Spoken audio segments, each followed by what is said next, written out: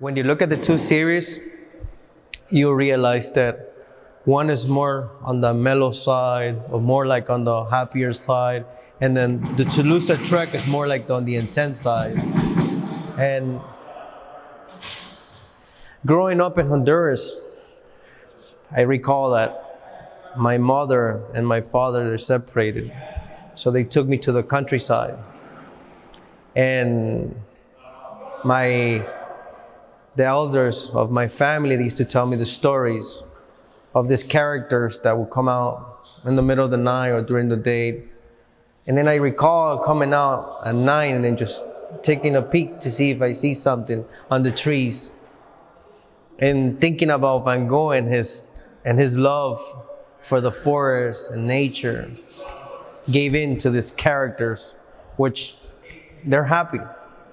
If you see this guy here, he's smiling, he's happy. And he has that inside of him. Once you start looking at the Van Gogh and then you go to Lautrec, you'll realize that the Lautrec is more of intense, but that's what he was. He was living on that intense.